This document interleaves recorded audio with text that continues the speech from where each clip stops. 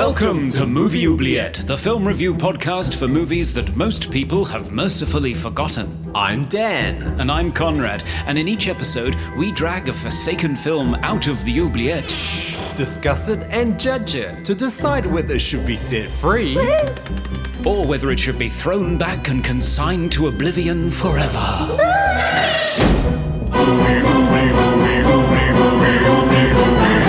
We review the films others tend to forget. Come with us and open up the movie oubliette.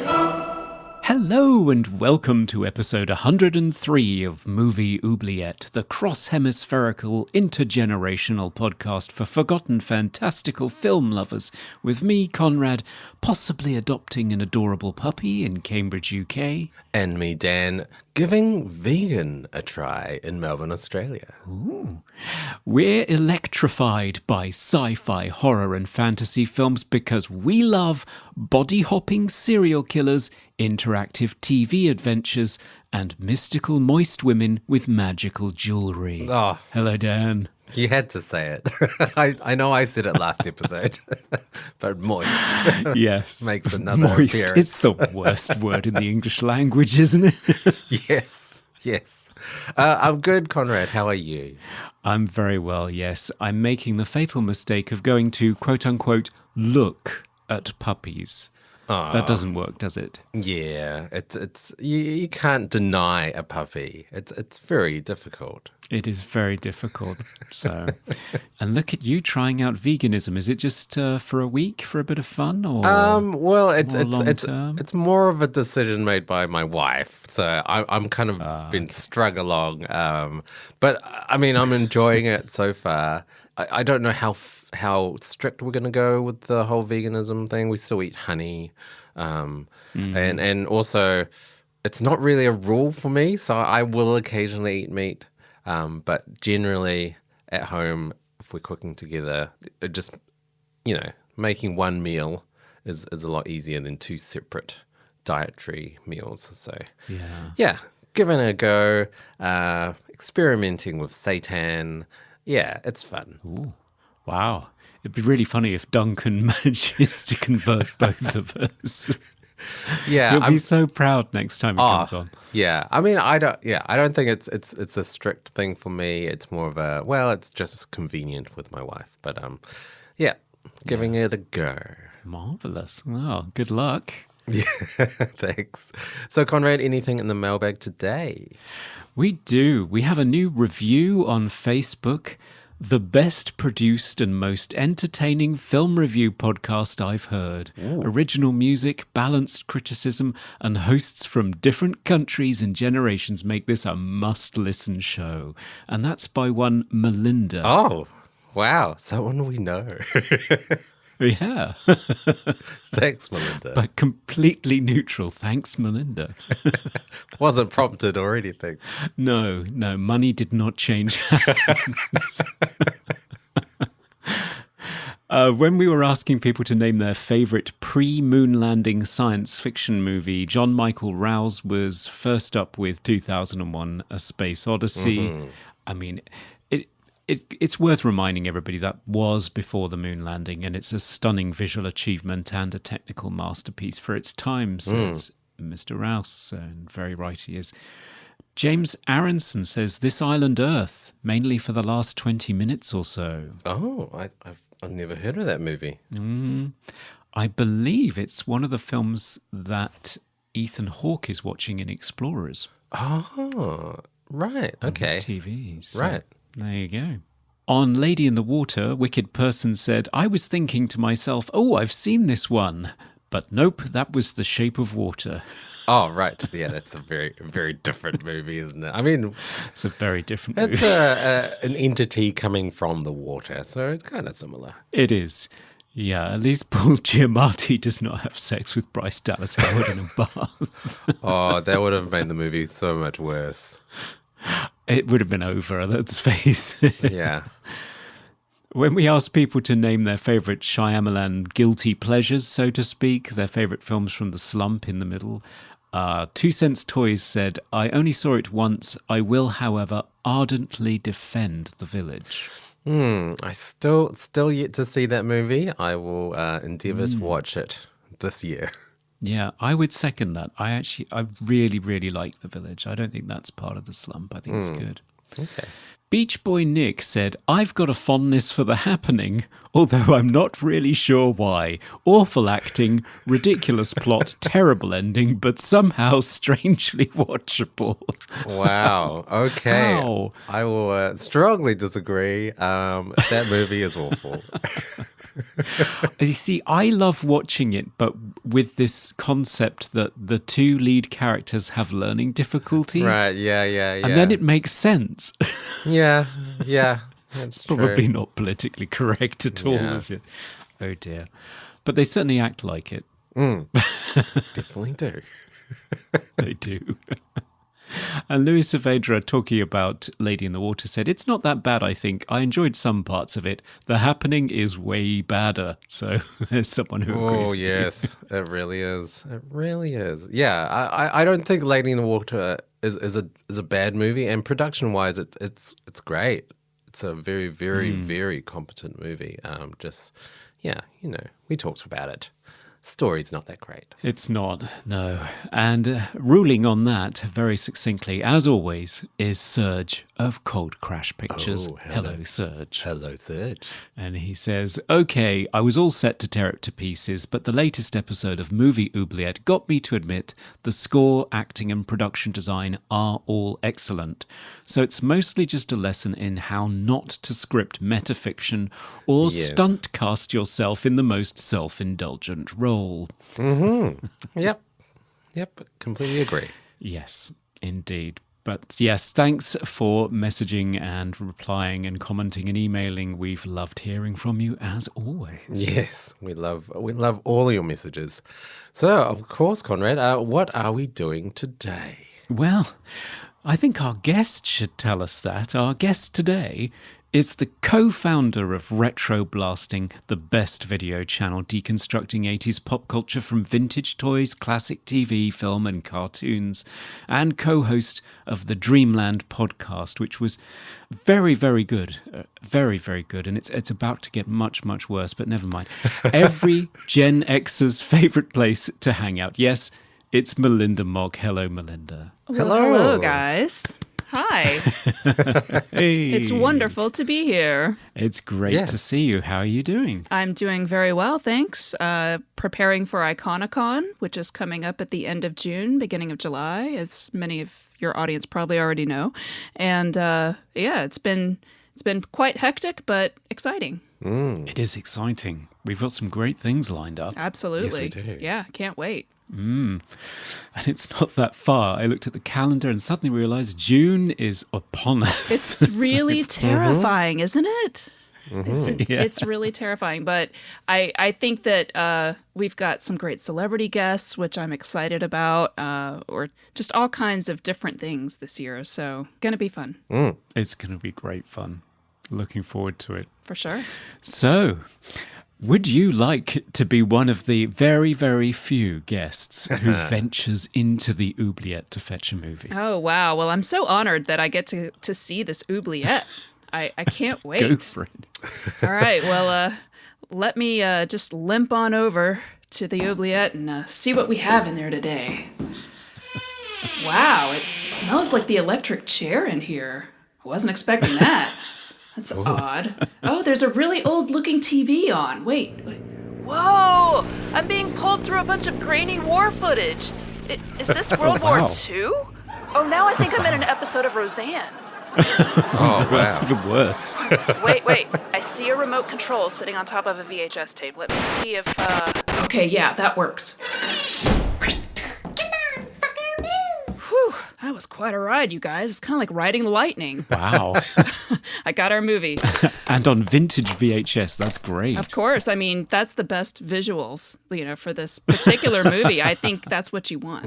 Oh, yes. So, what is it? What have you found? So we have Shocker, a very, very American horror film from 1989, written and directed by Wes Craven and starring Michael Murphy, Peter Berg, Kemi Cooper, and Mitch Pileggi. Ooh, The X-Files man himself. Mm-hmm. So what happens in this movie? Shocker is the story of Jonathan Parker, a college football star who dreams about the murders of his foster mother and siblings, only to discover that he was actually witnessing the murders in real time. He identifies the killer, Horace Pinker, to the police, and they track him to his TV repair shop where he narrowly escapes. This leads Pinker to seek payback by brutally murdering Jonathan's live-in girlfriend, Allison. After the police casually let him discover the horrific murder scene, Jonathan is compelled to use his dream link with the killer to track him down, and his father, Lieutenant Don Parker, finally arrests him. After a Chucky-esque black magic ritual in his prison cell, Pinker is taken to the electric chair where he reveals he is Jonathan's bio-dad just before he is electrocuted. However, this serves to grant him the power to leap from body to body using electricity as he continues his killing spree and seeks even more revenge. Tracking him becomes even more difficult after he discovers he can move into the power grid. Luckily, Jonathan has the help of his illogically loyal football teammates and even the ghost of his dead but still pretty girlfriend and her magic necklace. Will they stop Pinker before he manages to leap into the airwaves and go primetime? Wow. Sounds pretty exciting, guys. It does. Doesn't it just? Let's find out more.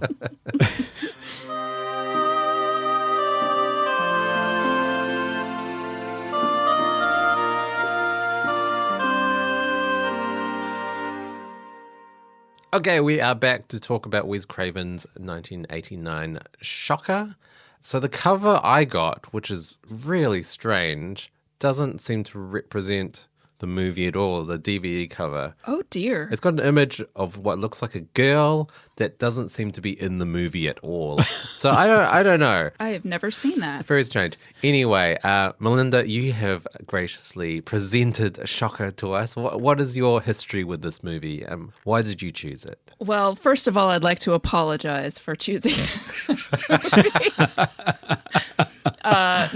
So I, of course, was a metalhead back in the 80s, and this movie was marketed heavily with the soundtrack. And my very favorite band, Megadeth, was the headliner of the soundtrack. And so that is why I was there in the theater when this movie came out back in 89. Right. Wow. Also had it on VHS and watched it a lot. Never had a problem with it back then. Yeah. I mean, I guess that's the difference between being a teenager and being an adult. But this was my first time seeing it again since the 90s, probably since about 93. Wow. Yeah. Okay, so this is going to be one of those fascinating things where someone revisits one of their pleasures of the past Yeah. to see whether it holds up. And it's pretty much the same situation for me. I didn't see it in theaters. I wasn't that excited about it. You're a little smarter than me. I had it on VHS. I had the X rental, so I had the big box version of Shocker because I clearly could not wait. And I can't quite tell you why, but I did used to watch it a lot, possibly even more than Nightmare on Elm Street. Wow. Same. Whereas Dan, I think you're a Shocker virgin, aren't you? That sounds really bad. Yeah, it sounds, that sounds questionable. Yes, I am, dare I say it, a Shocker virgin. I'm not a huge Wes Craven fan. I obviously love Nightmare on Elm Street. I think the first movie is the best one. I didn't like his New Nightmares. I thought that was terrible. Scream, obviously, really good. We've covered The Serpent and the Rainbow, which we did not like very much. It was interesting to watch another sort of non-revered Wes Craven. This movie felt very repackaged. I felt like it was just Nightmare on Elm Street repackaged. Just all the elements of Nightmare on Elm Street just given to us in this new MTV 80s hair metal soundtracked movie. And I don't know, can a director plagiarize himself? Is that a thing? Clearly it is. Yeah, I think he was trying to create a new franchise. Sure. Because, of course, he lost control over Freddy Krueger, and I don't think he was particularly happy with the direction that it took. He was involved in 3 as a writer, but this movie really is very obvious. I tried to note down all the times it was alarmingly similar. And it kicks off with the killer preparing in his workshop over the opening title sequence. So that's the same, except in this case, instead of creating his signature weapon, he's just repairing TVs Yeah. badly. Solder everywhere. Yeah. All over his shoes. It's a mess. We have a cameo from Heather Langenkamp as a dead body during the opening title. Were you able to recognize her? No. I only know that because I listened to the commentary track. Yeah. Right. She's basically on a stretcher. You can kind of see her face, but it looks like an old Faces of Death website Yeah. quality. Like Right, you just yeah. can't really see her. So, yeah, so there's that. There's a whole sequence where Jonathan asks his bizarrely loyal football friends to wake him up at a certain point. We also have a scene where he pulls something out of the dream into the physical world. He lays a trap for the villain that will pull him into a vulnerable situation out of his safe zone in an alternative reality. There is a transforming everyday object. In Nightmare on Elm Street, it's the telephone. In this movie, it's a Barker lounger. Ah, yes. The Vibomatic. The Vibomatic. I mean, it's set up so many times, you know something's going to happen in the Vibomatic. So yeah, those were just a few of the ones I noted down, but it really is quite similar. There's a lot of dreamy stuff going on in this movie. Yeah, I also felt that the Horace Pinker character was very similar to Freddy Krueger as well, just very kind of maniacal and unpredictable and Yeah. a little bit crazy. So Wes Craven has a really great commentary track on the special edition version, I think is what it's called, of the Blu-ray that came out a few years back. And he does talk about how it is very deliberate that he's basically trying to reboot or recreate Nightmare on Elm Street and Freddy Krueger in particular. And there's this really interesting sort of backstory of Alive Pictures, which was formed by Shep Gordon, who is Alice Cooper's manager. And he formed this entity which does films. They also do some music stuff. They even do some culinary things. It's this weird company that you can't find a lot of information about on the internet, but they apparently had started by giving John Carpenter a 4-movie deal, of which he made 2 of them, one being They Live and the other being Prince of Darkness, Prince which of we've Darkness. covered. Yeah. Yes. Yeah. And I think then Carpenter backed out, and that's when Wes Craven did this movie and People Under the Stairs. And it basically gave him a whole lot more autonomy with a lot less intrusion from the studio. And so that was really his angle at coming at doing this Freddy Krueger thing again, but having more control over it. Now, ultimately, why he didn't try to do a completely new type of movie, I don't know, because like you said, Yeah. there's a lot of similarity, not only between plot points and plot beats, but just the whole idea of using symbolism and dreams and all of that kind of stuff. Although you can see that unlike his early work, Wes is moving a lot more toward the comedy side, which he will go hard into in the 90s. Right. Yeah. I mean, this does seem on the way to Scream. Like, it is quite meta. It is very of the time. It's very MTV generation. It's a different tone of movie, isn't it? Nightmare on Elm Street was terrifying for a whole generation. I knew really sort of tough guys who were reduced to a puddle of abject fear watching Nightmare on Elm Street, the first one. I don't think Shocker would have the same effect on anyone. It's gruesome here and there. There are some gruesome bodily harm effects in it. It could have been more gruesome, I Yeah. think. I think it suffered from the whole studio, I mean, trying to get the R rating. The same thing with Intruder. It could have been more gruesome. It certainly was initially. You know, I think they went back to the MPAA like 13 times, I read, because of them having to cut out gore. Yeah. You can see remnants of Yeah. it. Like there's a moment where Pinker bites off a prison guard's fingers and says, "Finger licking good," or something along those lines. Yeah. Now, you don't actually see him spit them out, and you don't hear it either. You just see them there in a wide shot after the fact. So you can tell that bits have been removed from this movie. Yeah. The one-liners, they were trying really, really hard to sort of create all of these catchphrases that kind of didn't work. They just felt like catchphrases. Even the "No More Mr. Nice Guy" and then having the song "No More Mr. Nice Guy" playing over it. Yeah. What does that even mean? When was the killer ever a nice guy? Yeah, I didn't get that. And I honestly don't understand Wes's transition from some of his early work into, like, I'm not a huge fan of, like, once he gets into the 90s, like, unlike you, I really hate Scream. Right. Because I feel like it's making fun of people who like horror movies, which is me. Yeah, true. So I feel like I almost wonder if Wes Craven was sort of having a bad attitude about like where they took the character he created and he just leaned heavily into it, almost with a sarcastic tone. Like that's how I've always taken this period in his career. Yeah. It's not a bad shout because he was trying to direct other genres, wasn't he? Didn't he do one of those inspiring music teacher in school movies? I didn't realize he did that. Yeah, Music of the Heart. Was that a 90s or early 2000s movie with Meryl Streep? Inspirational biopic. It's like, Yeah. what? Oh, okay. Wiz, okay.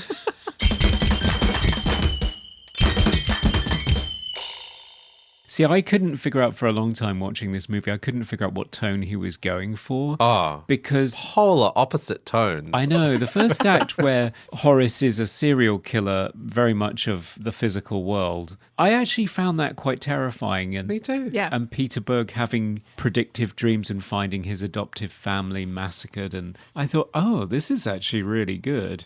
But then once you start getting into the body swapping and the 8-year-old girls with pink pearls Yeah. dragging their leg through a park, swearing like a fisherman. It's like, and on the commentary track, you just hear Wes chuckle and go, yeah, maybe I was being a bit whimsical here. It's like, you think? I know. Like, I really enjoyed listening to Wes rewatching his movie, much like I had just rewatched his movie from such a long time ago. And he's having the same reaction as me, but like obviously way more so. And being like, oh, like there's a scene where Horace Pinker is in his prison cell about to go to the electric chair and he's surrounded by black candles, which I have to wonder how someone could get those in a prison. Like, I'm just imagining like ordering that. But anyway, he gets the TV and not only just the TV, but like jumper cables or something. Yeah. I know. They say, oh, his last request was a TV. Fine. But when did he ask for jump cables? And black candles. Why did you give them to him? Yeah, exactly. But he's there doing his whole Chucky. It really reminds me of Chucky so much. It really does. Yeah. Yeah. It does. And then these big lips come out of the TV and say, you got it, or something like that. And Yeah, you got it, baby. yeah, you got it, baby. That's what it is. And I swear to God, it just reminded me of Cool World for some reason. Right. Oh, I haven't seen that. Oh my God, it's something else. But anyway, it's very like adult, but also like cartoony. That's where it starts skewing into the like Warner Brothers Looney Tunes realm. Yeah. I mean, I think why it doesn't work is because you just didn't see any of that for the first act. They didn't allude to all of this weird black magic turning into energy, electricity. So when it happens, it's just like, what the hell is going on right now? And it just rips the tension out of the movie. Well, luckily they don't explain it at all. So I don't. They don't. They don't. And there's like no rules to the situation. It just No. it seems to Yeah. just be unfolding and morphing into whatever it turns out until the final act, which is just like I just got to the point where I just give up. I don't get what's going on. How did they get into the TV? This is insane. But for me, the movie felt like 3 different types of movies. So the first one, like you said, Conrad, like the real world, but with kind of a psychic, telepathic element, similar to the Dead Zone and the Fury. It also has elements of like a serial killer movie, like sort of finding a serial killer like Zodiac and Summer of Sam and Silence of the Lambs. But then it goes into the supernatural, Child's Play, Nightmare on Elm Street, like similar to movies like Leprechaun and Idle Hands, the really kooky horror, black comedy type movies. And it just lost me at that point. you have to Yeah. give a shout out to Terror Vision as well. I haven't seen Terror Vision. So Terror Vision specifically very comedic and also a commentary on the influence of television in American life. Right. Which I feel like is a part of this movie as well. He's doing a lot, and I think that it would have been really helpful if someone had made him focus more. Yeah. Because he's talking about, in the commentary track, he did give a lot of thought to a lot of these things. So he's talking about things like exploring something beyond the dream world and the world of electromagnetic impulses and the neural network of the modern world. Like, these are all things that he's talking about in his director's commentary. Right, right. And how television connects everyone and how powerful it is. And But I didn't get that though. Like, no one else was watching television. If they had lots of shots of people constantly watching television, then that theme would come across. But yes, I agree. Yeah. I didn't get that at all. It just felt like three different movies kind of jam-packed into this one movie and none of the parts kind of worked. Like, I would have been fine watching those three different movies as singular movies. Yeah. Like, if you're going to go completely whimsical, kooky, goofy, then have it all the way through. Don't have a mopey teenager that's just always sad and then his whole family gets killed and his girlfriend gets killed. It seems just tonally imbalanced. I also think that if the mandate is you have to use all these heavy metal bands, right? And that's going to be a big part of the movie, then it should be part of the movie as well. Yeah, So, exactly. like, instead of him being a jock, which in the 80s, jocks hated metal and they hated metalheads. So it's very jarring from that point of view. Yes. It would have made more sense to have him be more of a metalhead sort of guy that Exactly. didn't fit in with society. And so, like, then it would have felt more organic to have that music in the movie because it would have sounded like it wasn't just force on top of it. But as it is, it's just like there's a lot of things that are working against each other at every step of the way. Yeah, that's a really, really good point. And there are no rules. I need rules on my supernatural serial killers. I need to understand what they can do and what they can't do. So Horace can possess people through electricity, usually by touch, sometimes just through inanimate objects. And for some reason, they inherit his physical limp, even though the body he's in doesn't have the limp, so I don't know why that's happening. But he also inherits the limitations of the body he's in, so the first guy he goes into is overweight and also injured and not collapses, so he doesn't get very far with that one. And then later on, he goes into Jonathan's adoptive father, and the father fakes a heart attack, which somehow Horace believes, even though he can feel the same things as, or maybe not. I don't understand. I was confused. And he fights Jonathan at one point and he's touching him. So you think, why doesn't he just go into Jonathan and throw himself off a bridge? Yeah.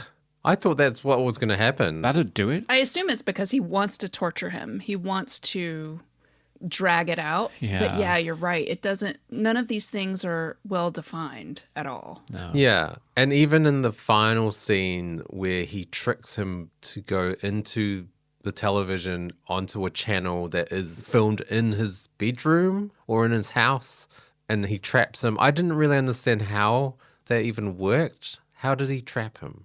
I don't know. And he had the remote. Yeah, and that whole thing with the remote. The remote, Which, you know, I mean- I can pause him because you can pause live TV in 1989. That makes sense. But when he's flinging him around the room like it's a wand or something, is that how remotes work? Not that I'm aware I of. don't think so. Well, again, it would have made also more sense if it was like he had recorded him on TV. Yeah. Because, like you're saying, Conrad, you can't use a remote like fast forward and pause on live TV. You can certainly turn the volume down and turn it off. That's true. Yeah. But there's not a lot of thought processes. So, like with the limp, I'm just looking at it from a medical perspective and I'm going, okay, so he got shot through the knee, but that wouldn't cause that Yeah, right. specifically. I feel like, if somebody could have workshopped this with Wes, they could have probably sold it like this. Like if he had had some sort of issue where he had an amputated leg, so he had like phantom limb pain or phantom limb. Right. Like so that gets into what Wes loves, right? Which is the mind and the subconscious and how it all works together with the human body. He loves that stuff. But it's like, I don't think it works that way with just like a knee injury. No. Like, No. I don't know. It doesn't make a whole lot of sense. Yeah. And then when you go to the practicalities of the story, not a lot of that makes much sense either. I mean, we're barely introduced to characters or not even introduced at all. Like his family gets killed and I didn't even know it was his family until after it happened. Like, who are these people? Yeah. And then he's suddenly very, very sad and his dad doesn't seem to be fazed at all. Just some strange reactions from characters. The funny thing about the dad is that the dad seems to be really hooked up on procedure, but he's investigating the serial killer who killed his entire family. Is that normal? Well, I think I wouldn't have thought so. it doesn't seem really clear in the movie, but I believe that Horace kills the family because he was already being investigated by Sure. the dad. Yeah, And then that's he true. just kept it as his case. But the father's relationship with the son is very changeable. So for the most part, it seems very antagonistic. And Wes talks about this movie is similar to Nightmare on Elm Street, like in the sense that Nancy and her mother have this whole debate, and this is a father and son instead of a mother and daughter. And you have a cop dad. It's very similar also to Nightmare on Elm Street. But you have these parents who are not likable. And Wes talks about having kind of a very difficult relationship with a somewhat abusive or scary father, which is clear in a lot of his films. And a mother who didn't really like to tell the truth because she was trying to protect him. So she would never just come out and tell him what was going on. And so you can see that play out in both Nightmare and this movie. And it's really frustrating because you're sitting there going, I don't really like the dad. But then there's that scene where they're hanging off the tower and they're acting like they love each other and they're so close, and there's no establishment of that whatsoever in the film. Yeah, I felt like that was pretty much the way with all the characters.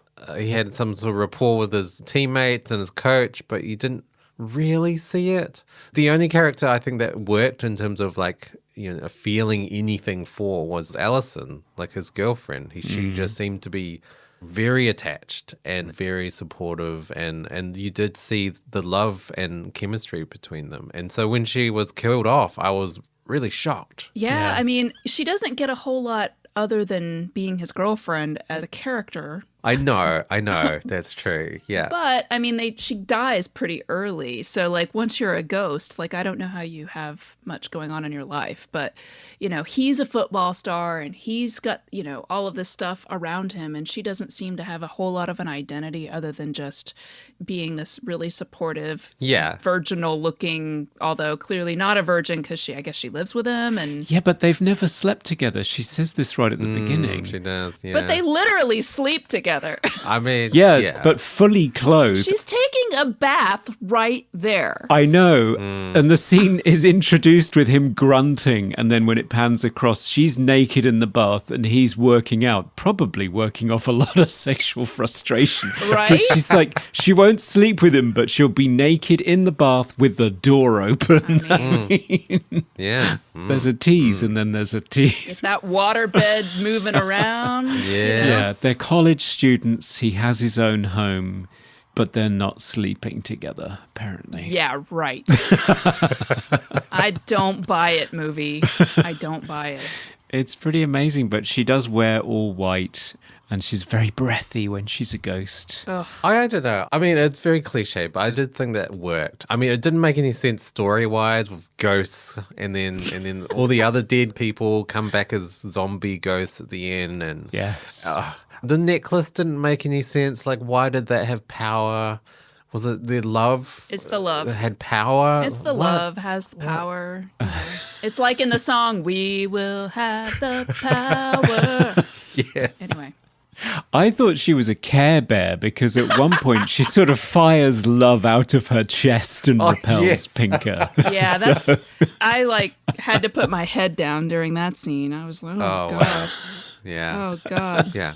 I mean, can we talk about Pinker as a villain or serial killer? Like, did he work? Because I have noticed with the very few Wes Craven movies that I've watched, that Wes Craven really likes to write killers that love killing. They have immense joy out of killing with Freddy Krueger and Ghostface in Scream. Like they just have there's a lot of glee involved. Find your passion, you know? Yeah, Does that work in this movie? Does Horace Pinker work? I don't think so. I think he does. Like, I think that probably the best part of this movie for me is him. I think he does a great job acting the role. He's over the top, but I think that's what he's being directed to do. And maybe it's just because I really enjoy seeing him, and it developed into a whole different level of enjoyment because I grew to love him in the X-Files, and he has a completely different type of character in that show. Going back and watching this movie is like, oh wow, like Sure. it's so funny to watch him be both of those things, and he's just like, I think he does a great job. But I mean, I can see why someone would just be like, what the hell? Yeah. No, I think you're absolutely right. I think Mitch Pileggi is the best thing in the movie because he does just go for it. He's chewing the scenery, he's jumping up and down, he's quipping, he's spitting blood out. I mean, he's full of glee. But crucially, other than Act 1, I do not find him frightening. No. Yeah, I mean, it really does amp up the goofy level when he starts having the supernatural powers. For me, I found him too similar to Freddy Krueger, like just a little bit kooky and weird, and the fact when he does have powers, you know, strange things start to happen, exactly like Nightmare on Elm Street. So I thought the character was too similar, and I did find a lot of similarities between him and Chucky. Yeah. Very, very similar, just in different bodies. I feel like he's a lot more like Chucky than Freddy, personally. Yeah, that's true. That's Yeah. true. I kind of enjoyed the body swap stuff. I kind of wanted more of that. Yeah. I thought the actors that were playing him, you know, possessing their bodies were very good. I mean, the little girl was actually Yeah. Yeah. surprisingly good. And did you laugh out loud when she started being him? Yeah. Because I laughed out loud, and I think I laughed out loud in the theater, which is what they wanted. Like, I think that was the goal. Well, yeah, you Sure. can't have a little girl with like pastels and pearls stand up into frame, spit on a dying man and limp away and not expect people to laugh. It's hilarious. It is is. hilarious. Absolutely hilarious. So great. But yeah, not scary. No. In terms of performances, what did people think about Peter Berg, our leading man, now a famous director, directing things like Battleship and Deepwater Horizon? What did you think of him? He's a bit mopey. I mean, he has good reason. I mean, his whole family is murdered and his girlfriend. So, I mean, I don't know. there's the acting, which is a little underwhelming. Sure. I think certain types of scenes work better with his acting abilities. So I think the first third of the movie, he doesn't do a bad job. I think he's okay. But once it gets into the camp and the crazy, wacky stuff, I don't really buy him. He's got a very flat affect. And so it's hard Yeah. for him to sell that. I think it's just a tonal imbalance again. Like it felt like he was in a different movie, and then you've got Horace Pinker just, you know, winking and quipping, and it just doesn't match, I think. No, I think you're right. The interesting thing is if he tried to match Horace in terms of the mode of performance and camped it up a little bit more, slasher movies like this that have a male central character, if you think of Nightmare on Elm Street 2, they suddenly become the final girl, but a boy. It's fascinating. I'd love to do a little bit of analysis of what happens when it's a man in the central role in these movies, because it rarely happens, and when it does, in terms of gender roles, it's quite fascinating. Yeah, that's true. I was thinking about that because I was trying to read about like other people's reactions and why the movie didn't resonate with people before I watched it. And then I saw why it didn't resonate with people. But it just sort of seems like people got used to this final girl thing, which I feel like I never thought about that as a girl watching a lot of horror movie stuff like in the 80s. I just didn't really think about how it's all girls, but that's probably why it resonated so much with me. But I loved this movie. I just think that his character is not nearly as bright as Nancy. Like, Nancy is in Nightmare on Elm Street very sharp. She very quickly figures out what's going on. No one believes her. But she immediately, when she starts being in a weird situation, she's like, oh my God, I'm dreaming. Oh my God, where's Freddy? How am I going to defeat him? And she does it like maybe it's not even halfway through the movie when she does that. Whereas this guy, I mean, there are scenes where I'm like, oh my God, are you challenged? Like, why are you? Yeah. So for example, like when he's in his house and there's a knock at the door and he's packing and he's like, do-de-do, and the phone was ringing and his dad's leaving him a message and he's just sort of not listening to it. And the dad on the answering machine is telling him, oh, this deputy of mine has disappeared from the hospital. No one knows where he is. And he looks through the thing in the door and he's like, oh, there's the guy, the cop that just got in the horrible car accident that my dad's talking about right now. And instead of just pretending he's not home and trying to watch him, he's like, is that you? It's like, what are you doing? Shut up. Yeah. And then the guy shoots him and he's just like running and he's trying to reason with a guy who's pointing a gun at him. And I'm like, are you from America? You know, you just run. Yeah. What is wrong with you? Yeah, I mean, the scene where he's trying to look for the necklace in the lake as well, and he's like, I need a mask, and he jumps in the lake, like, oh, I don't have a mask, and he jumps out of it. It's like, what's happening right now? Like That was insane. Yeah. And then he's frightened of his girlfriend again, even though they've been chatting for like previous scenes, but now she's in the water floating around. All of a sudden, she's scary again. Well, I mean, dead bodies are a lot worse when they're in the water. I mean, Now it's time for Random Trivia. So, Melinda, what fascinating pieces of trivia did you discover at the bottom of a lake today? Well, for one, I have to give a little shout out to Headbangers Ball from Halloween of 1989, where Mitch Pileggi actually appeared. It was all hosted by Alice Cooper, Dave Mustaine from Megadeth, and the guys from Dangerous Toys, and even Iggy Pop all came to sort of promote the movie, and it's a great little piece of nostalgia. I found a clip of it on YouTube earlier, and we were watching it. It has all the commercials from 1989 as well, so wow. So much fun. I watched it in real time back in the day, so I have fond memories of that. And then the other little piece of trivia is that the little girl in the park is played by an actress named Lindsay Parker. And she was about, I'm not sure how old she was in the movie, but she was also Carrie in Flowers in the Attic from 1987. So for any of you V.C. Andrews fans out there, she was also in that very highly disturbing film, which is very inappropriate for children as well. So there you go. Right. I haven't seen that movie. No, me neither. Maybe we should cover it. Oh, dear. I wouldn't. It's just filled with incest. Oh, my. Oh, great. And that's our trivia. Yes.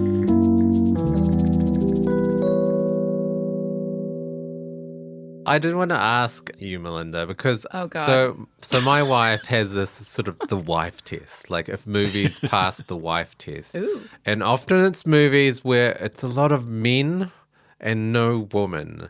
And this is also the case here. There are a lot of men, a lot of male characters. So for you, like what attracted you to this movie apart from, the soundtrack? Like why did you like this? Because for my wife, she just turned off. The thing that I remember about this movie was the tragic love part of it, which is I am a huge sucker for tragic love, like Romeo and Juliet stuff where somebody dies. Mm-hmm. And so the scene where Horace Pinker kills her in the bathroom where the Jonathan guy lives, and when he comes in and finds her body and there's just blood everywhere, and he has that reaction scene, that like left this wonderful little photographic imprint in my head that I've actually done several paintings, like when I was an art student, that were sort of around that concept of someone finding their loved one dead in a bathtub and, that super dark, gothy type thing. And so that's kind of what attracted me to the movie. And like everything about like their love being the pure, wonderful thing that brings her back from the dead and all of that, just Wuthering Heights, high drama stuff. But that's not, when you rewatch it now, or when I rewatch it now, that is not what really stands out in the movie. It just seems horribly juxtaposed against Looney Tunes stuff and crime drama. Yeah. Like, I think the movie would have worked way better if Horace wasn't kooky and wacky. Like, if he was just a very serious, manipulative, controlled character, I think it would have been quite a terrifying movie. And then having to love weird ghost scenes, I think that would have worked. But yeah, having body swaps and electric powers and then jumping into TVs, yeah, I don't know whether that worked. So we've talked about the soundtrack briefly. Melinda, take us on a tour of this wonderful soundtrack album and the supergroup who came together to make it possible. Oh, God. I don't know if I could say it without laughing. So there's this guy, Desmond Child, who produced Alice Cooper's album Trash, which came out around that same time. It was a huge hit. And so Shep Gordon, who is Alice Cooper's manager and owns Alive Films, brought him in to be part of this whole thing as well. And so he pulled his strings because he's a big music industry guy. He's worked with tons of different kinds of people. And he was like thumbing through the catalog and going, oh, Megadeth, let's pull them in. And because Megadeth had toured with Alice Cooper previously. And there was like a new band that was called Dangerous Toys. And they have one of the better songs on the album. But they formed this super group, picking and choosing. So they had people like Paul Stanley from Kiss, Desmond Child himself sings on one of the songs, Alice Cooper sings as part of this, Tommy Lee is the drummer from Motley Crue. So they formed this sort of band that only made 2 songs, and they're called the Dudes of Wrath. Oh, come on. No. And they do 2 songs on the album, and the one song is sort of the title track, and it's not bad, it's okay. And then the second song is called Shock Dance, which is the one that Alice is on, but it's really bad. Like, it's like a rap. I mean, it's unfortunate, guys. Like, I don't know if you listened to it, but it's rough. I did. I listened to the whole soundtrack album. Oh, wow. I was like blushing because I was imagining Conrad listening to it and thinking that I liked it, you know? But Dudes of Wrath, I mean, seriously. Dudes is too laid back to be wrathful. It's such, the gentleman of terror, it just doesn't work. It's so funny because, like, they brought in Megadeth and they're covering an Alice Cooper song, No More Mr. Nice Guy. Megadeth was in between, like, their big lineup change, so they only had really 2 of their members with sort of an optional new third. They had a new drummer that they had just hired who played on their next album, but it's like this whole thing. Dave Mustaine, the lead singer of Megadeth, was so strung out on drugs that he couldn't even play guitar in the music video. Wow. The music video being done by Penelope Spheris, who had just done The Decline of Western Civilization with them in it, as well as she had done the movie Dudes, which is Dudes of Wrath, Dudes. Anyway, it's all like connected in this like weird way. Yeah. So anyway, it's not great. It's hair metal, and it's like kind of the end of metal. Kind of like, I also see this time period as the last dregs of the best horror movies as well. Like, I don't like 90s horror at all. Sure. And I hate 90s metal. So they're both kind of like their last death gasps. And so that's what this feels like on both fronts. Yeah, I was just reminded of Ghosts of Mars and Maximum Overdrive, where like they get rock bands or metal bands in, and they just don't know how to score a movie. No. It just didn't add tension at all. Like, there were lots of scenes in this where it didn't add anything. It just made it sound cool. Yeah. Or very moody, ominous swells, which I think works. Or it sounds like they're just throwing all the instruments down a flight of stairs. It's just a cacophony of like percussion and every instrument playing all at once. And it kind of made it comical. Yeah, it's William Goldstein's electronic score. William Goldstein being the man behind the score for The Kids from Fame. Right. It's so bad. It is the worst part of this movie to me, Yeah. is the constant every key on a keyboard being hit. Yeah. At the same time Yeah. for the horror jump scare beats. And there's an interesting interview with him on that Blu-ray, and he talks about how he had met Wes working on the Twilight Zone episode, the new Twilight Zones that came out in the 80s. Oh, yeah. And Wes really liked his more electronic approach, and so it was a totally electronic score. He has released his score as an actual album, and when you listen to the album, there are musical parts, and like you're saying, I think those parts that are actually scored work. But he had apparently talked to the sound effects people and tried to get an idea of what they were going to be using, and he was going to work it into the score. And that's why it is just pervasive. I feel like you don't get a full scene, certainly not an action scene, without that horrific pounding of, like, it sounds like a little kid taking their hands and hitting every key on the keyboard at once. It's awful. It's just like, oh. Yeah, it is. Yes. Anyway. But he is capable of writing melodies and counterpoints and everything else. But when it comes to action and stingers, I don't know, he was confused and just rammed his head against the keyboard and then thought, oh, there you go. Job done. So, I think you're right. yeah. So this was like the last of a string of movies where a serial murderer gets electrocuted, executed, and then comes back. In 1987, Prison, 1988, Destroyer, 1989, The Horror Show. None of those movies I have seen. Watching this movie does remind me of another movie. Is it a Denzel Washington movie? No, it's not. It's called Ernest Goes to Prison.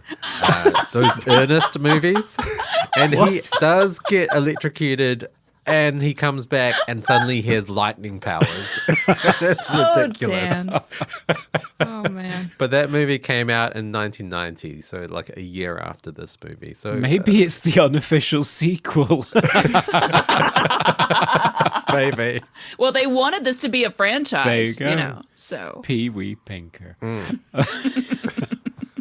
Coming to you live from the Movie Oubliette Theatre, it's the prestigious Mobley Awards. Hey, it's the Movie Awards. It's where we present our favorite R-rating, shocking parts of the film in a number of electrifying categories. I know you already said it, Conrad, but I had to It's say it hard again. to avoid. Best quote. Oh, it's got to be, come on, boy, let's take a ride in my Volkswagen. Oh, I laughed so hard. They were trying so hard with the Oh, catchphrases. God. It's crazy. And the eyes on the Barcalounger. Oh. Oh, my God. Oh, it's terrible. Terrible. The one that always stays with me after watching the movie is Timothy Leary, the psychedelic drug experimenter. And read up about his life if you want to go down a rabbit hole. He's amazing. Playing the evangelist preacher on TV, slowly walking up to the screen and sort of urgently whispering, "Check your perimeter! Check your perimeter!" So loved great. That is actually genuinely creepy, I think. It is. Yeah. Yeah. One honourable mention is John Tesh, who's now a new age pianist, appearing as the newsreader in the movie. At one point, quotes the police detective, Detective Don, as describing Pinker's lair as, quote, "a hellhole filled with evil instruments, strange symbols, and hundreds of mummified cats." Yeah, that's right. Wow. I mean, if it weren't so funny Hundreds. looking, then it would have been somewhat upsetting. Well, Yeah. yes, quite. I mean, Best hair or costume. well, to me, it's a tie between Allison's hair in every single scene that she's in, which looked exactly like my hair back at that time, or Oh, wow. the TV reporter at the end. He had this amazing poofy merm. Oh, yeah. Remember? Like, it was right. so 70s, but it was like the late 80s. I'm like, why do you still have that hair? Yeah. Anyway. It's a merm, but it's also a mullet as well, Uh-huh. isn't it? It's really impressive. Yeah. Really impressive. Yeah. For me, it's Alison's brown poofy floor-length skirt and white poofy blouse with those flowery panels down the front. And in the nighttime dream sequence, she adds a chunky knit cardigan that's at least 10 sizes too large and a brown wispy scarf that looks like an old pair of tights. Yeah. Yeah, my wife actually commented on the outfit and said, that's so trending right now. It really is. Probably what she's is. wearing. It is. Oh, God. I remember seeing it and thinking, that's really cute. Yeah. Yeah. I had shirts like that back then. More early 90s. Yeah, this was I like, think. I mean, it was on trend. Most 80s moment. Well, for me, it's kind of either that wonderful phone that was right next to their bed. It was like this green house phone, like that we used to have at our house.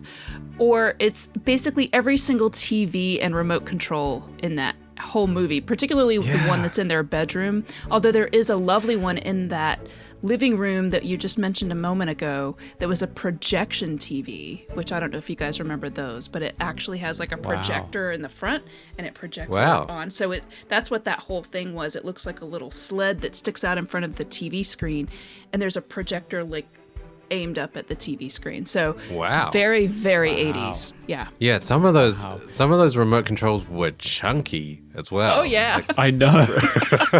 Yeah, that's what I had written down as well. They're brown and silver and they look like a brick.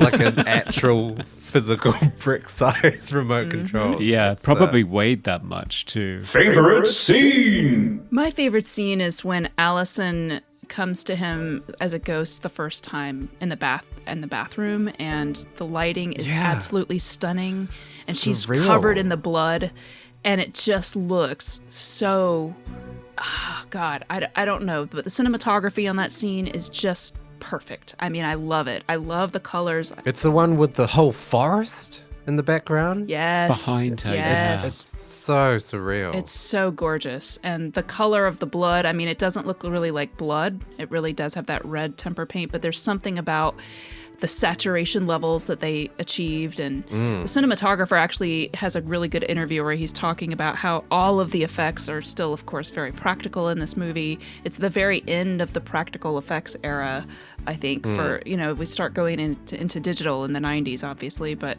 he did a great job of really capturing like this creepy, haunting, romantic, overly saturated look, especially in that scene. Just love it. Yeah. Yeah.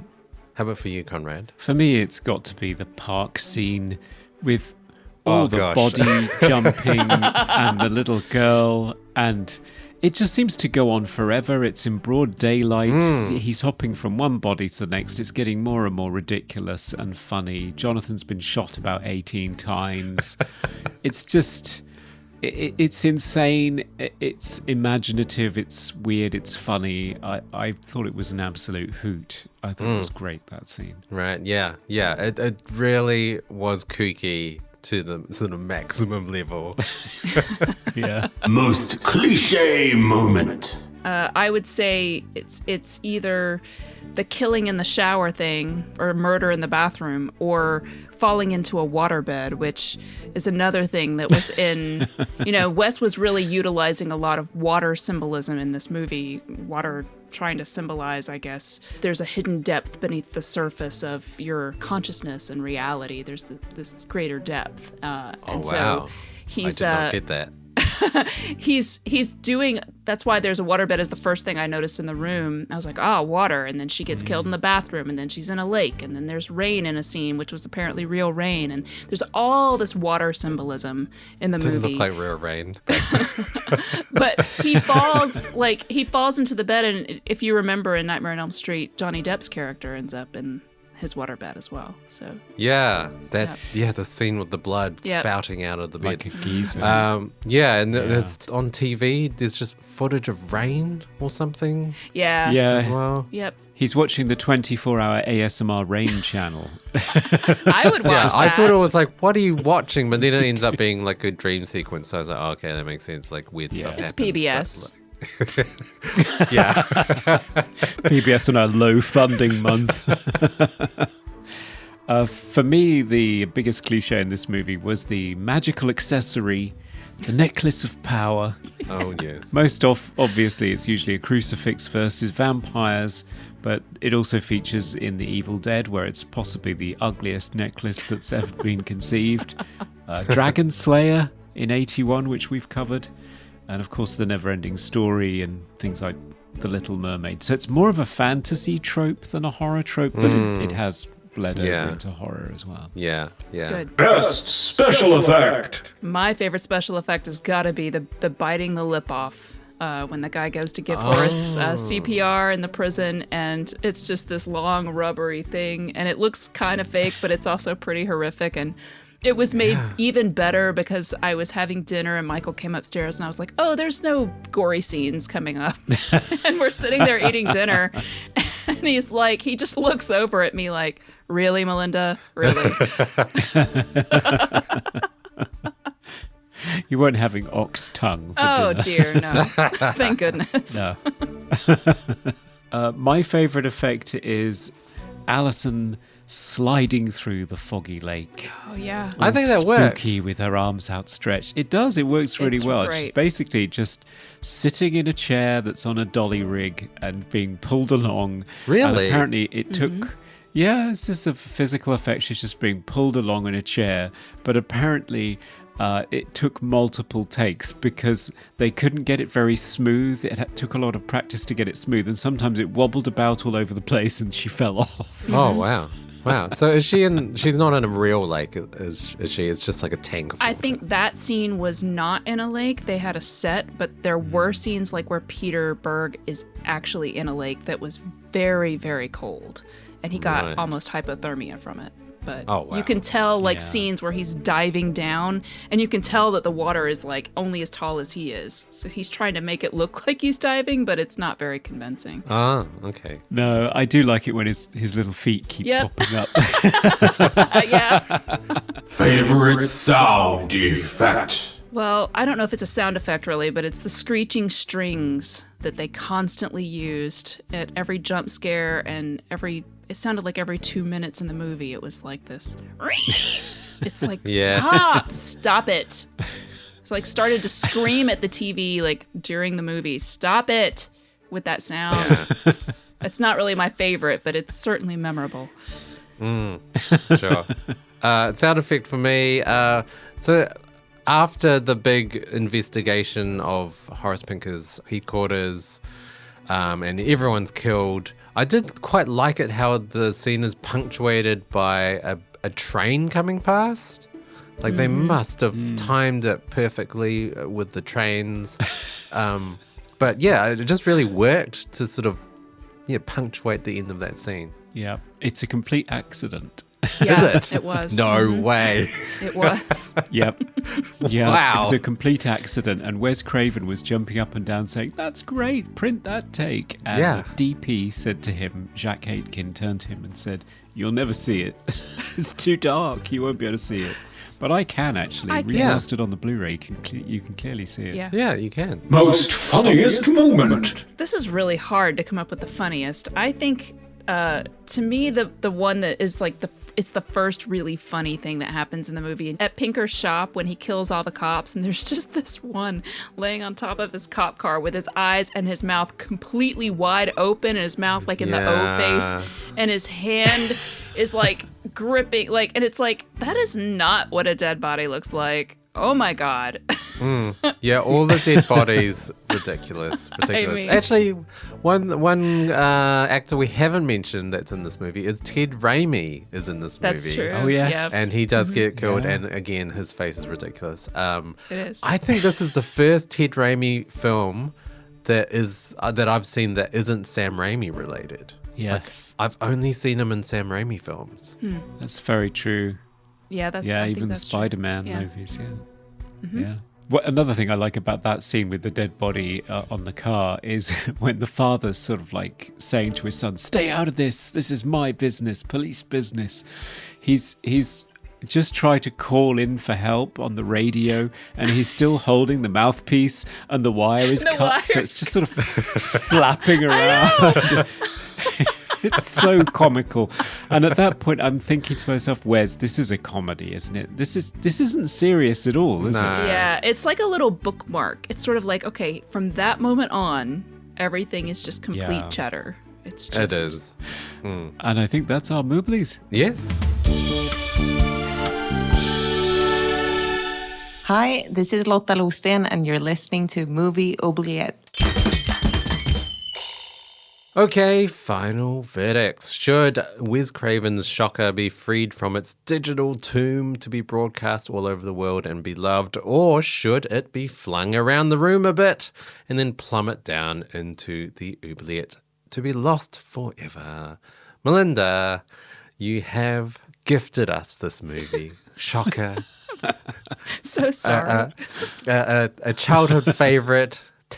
Would you recommend this to our listeners out there? Well, as much as I really want to like this movie, and back in the day, I did like this movie a lot. I love Wes Craven. I love a lot of the people who are involved. I love Mitch Pileggi. There's a lot of parts of this movie that I enjoy still, but I can't in good conscience recommend anyone watch it. Unless you just really want to kind of enjoy sort of a little bit of a train wreck of a movie, it doesn't really seem to accomplish what it's trying to accomplish. It feels very needlessly long, for one thing. It should have about 30 minutes chopped out of it, and it might have been like maybe just chop off the front half, which I don't know, was probably one of the better parts, but then it would at least be just a comedy. It's very scattered. It doesn't really seem to know where it wants to land, and I don't think it does land. And so I would have to say no, it needs to stay in the oubliette, sadly. Yeah. I didn't really enjoy this movie, but I think it was very, very much a product of its time, though. It felt very MTV generation, very 80s hair metal. Like, I think if I had grown up in the 80s and loved that type of music and watched this movie, I probably would have really, really enjoyed it. But yeah, it does feel like two types of movies joined together. You've got your serious psychic link serial killer movie, which I thought really worked, and then you've got the really weird, kooky, Chucky, Freddy Krueger, all sorts of weird stuff happening and together doesn't work at all. It really doesn't work at all. So No. I don't think I would recommend this movie, and it feels just like Nightmare on Elm Street repackaged.